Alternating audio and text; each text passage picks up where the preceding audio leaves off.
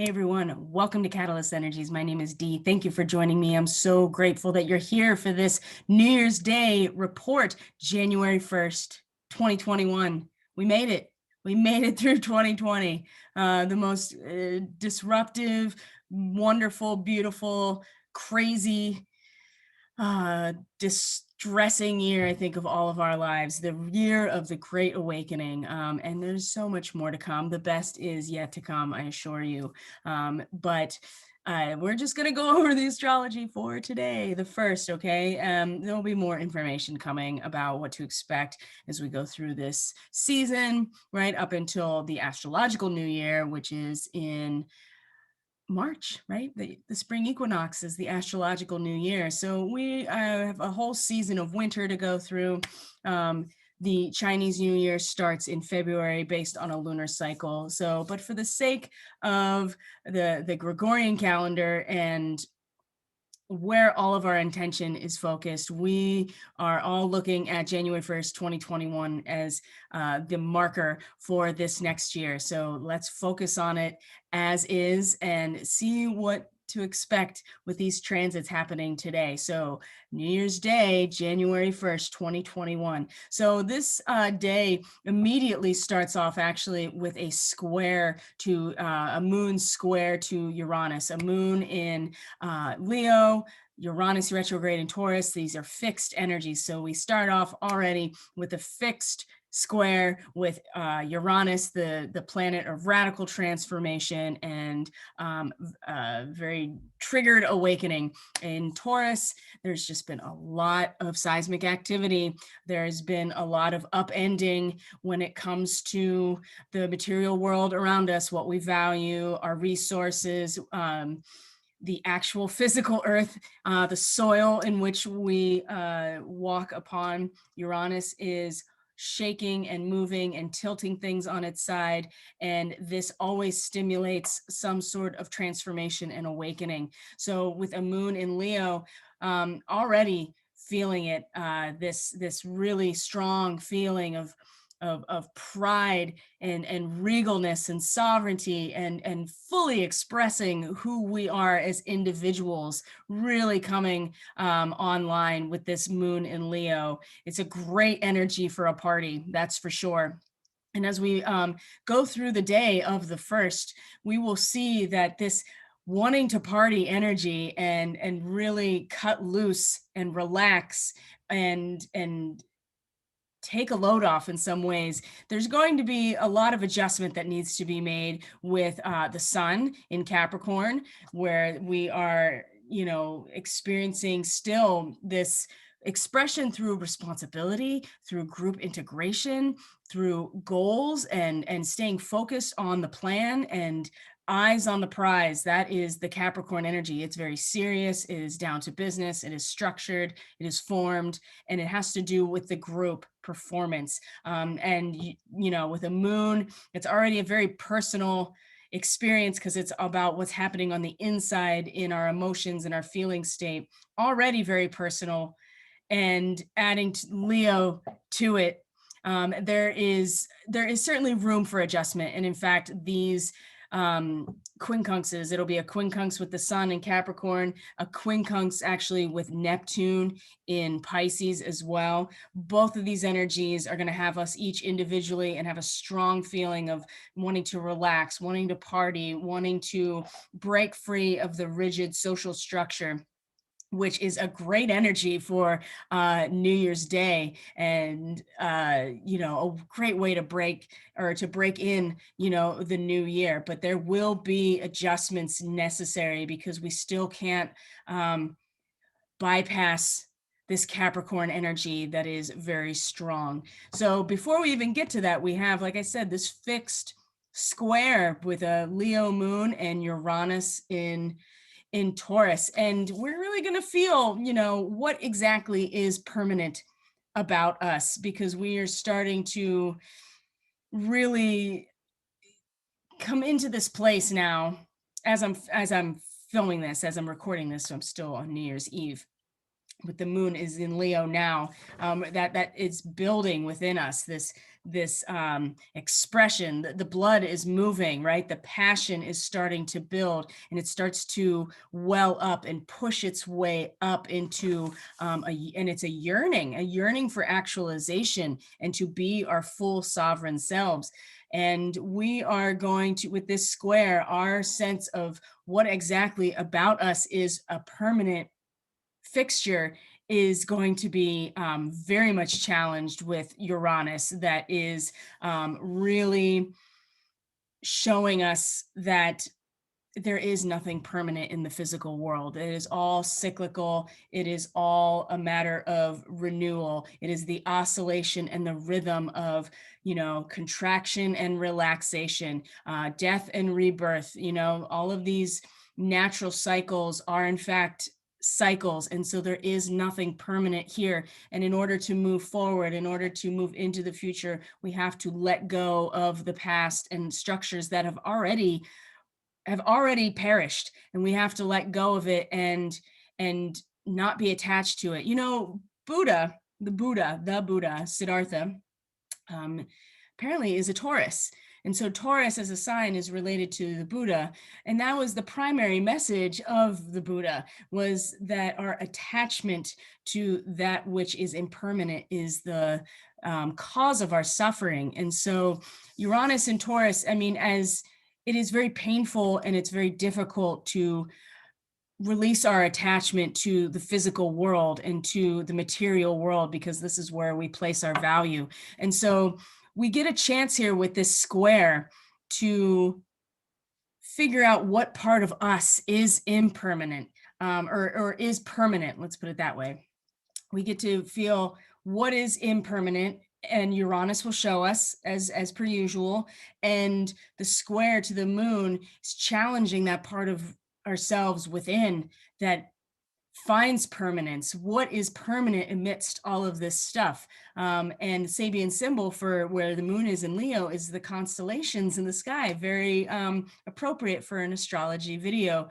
And those stars, we refer to them as fixed stars, and it's because their position relative to Earth is way more stable, and the cycles where they move are so much longer. And so it represents the archetypal permanence of these symbols and what is in our life as a fixed position. And we will feel that.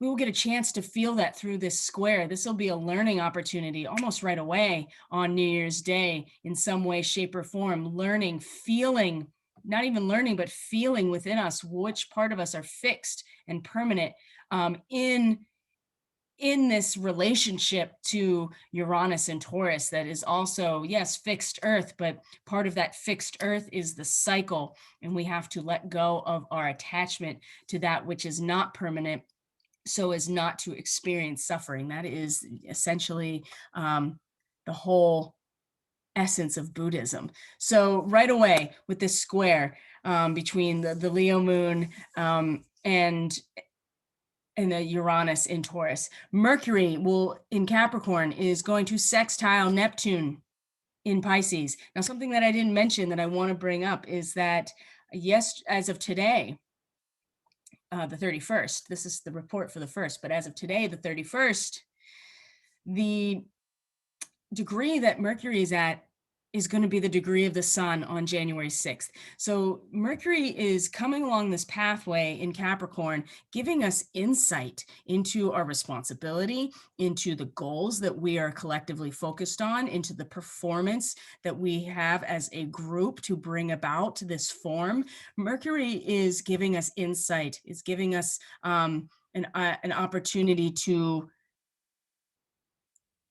understand this intellectually, to take in the data, to have the knowledge, the foreknowledge in some ways of what then the sun will come through and we will express ourselves through. And on January 6th, when the sun squares the moon, the third quarter square, this is the degree, this 17 degrees of Capricorn about releasing our inhibitions by pulling away, like letting go of all the pretense and everything that our culture dresses us in, and becoming essentially authentic and nude. And we release our inhibitions by letting all of this go. Well, Mercury, as of today, is in this position. So we are getting insight and knowledge into this process that will be fully expressed come the 6th. So just something to keep in mind.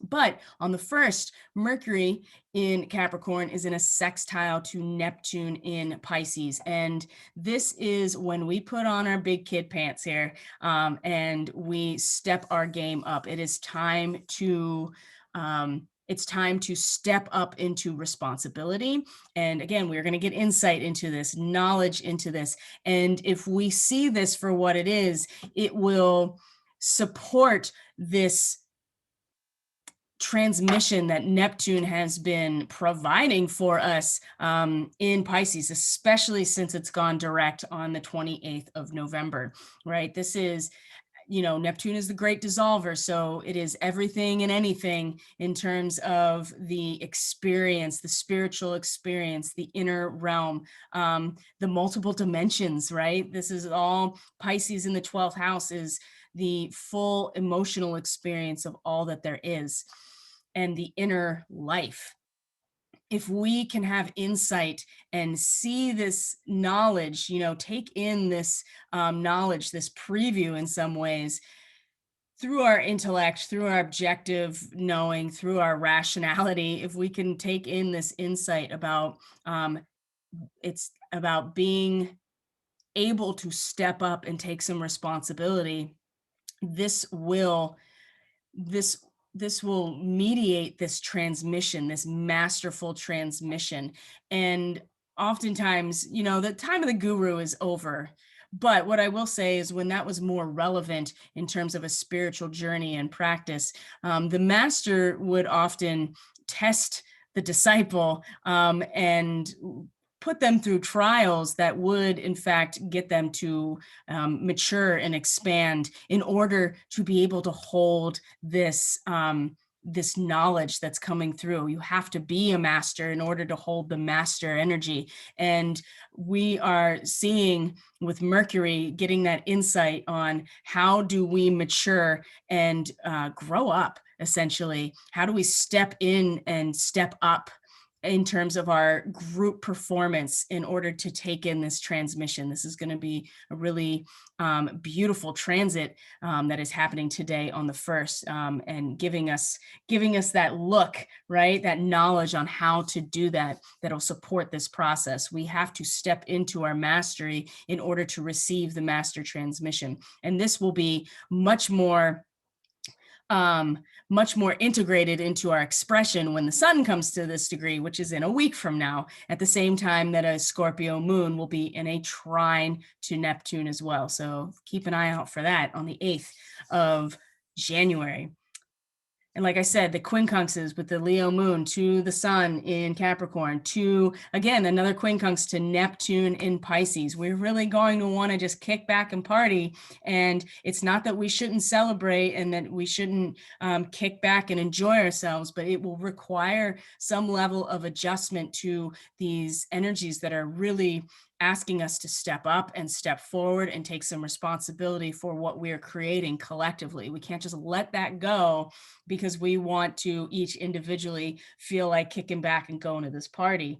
There's an adjustment that will be made, and it's not to say that one is better than the other, but they don't really fit together. So there'll be an opportunity, multiple opportunities, I would say, to figure out how to fit these things together.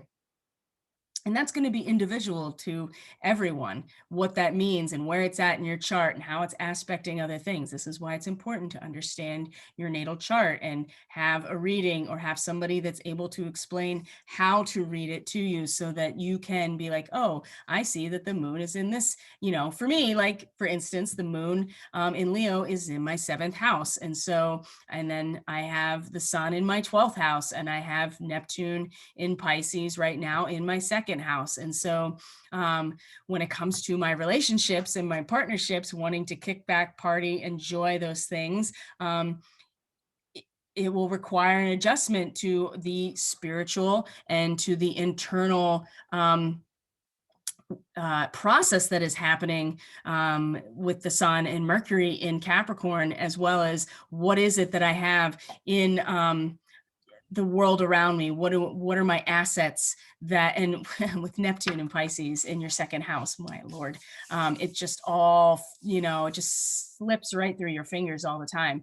But that means that it also comes in just as easily. So that's just an example of how you can use your chart to give insight into what areas of your life these transits are going to impact. So that's really it for the 1st of January 2021, the first day of 2021. We are going to want to kick back and relax and party. And at the same time, we do need to start really coming to terms with the fact that it's time to step up, step into our mastery, take responsibility for what we're creating together. And if we do that, then we do receive the master transmission. And that adjustment there is going to be a wild card. Absolutely. I expect some wild cards today on the 1st as we celebrate the first day of 2021. And I think this is going to be the best year yet. I really do. So there'll be more long-term astrology coming that I will be more than happy to provide once the timing is right. Probably not tomorrow on the 1st, but probably on the 2nd,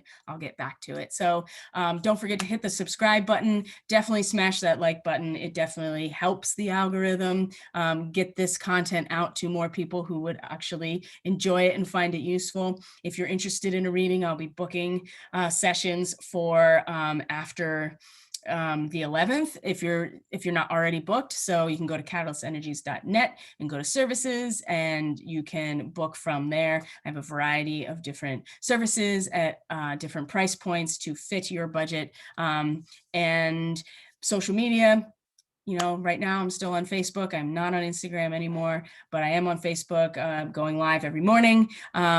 Except for this weekend, of course. The weekends I usually take off, but we do the daily medicine intuitive reading every morning as well. And I would love it if you join me there. If you're interested and you're on Facebook, that is a really great community. So take care of yourselves. Happy New Year. Happy 2021. I hope that it is the beginning of the best year yet. And take care of yourselves. I love you guys. I'll see you on the next video. Bye.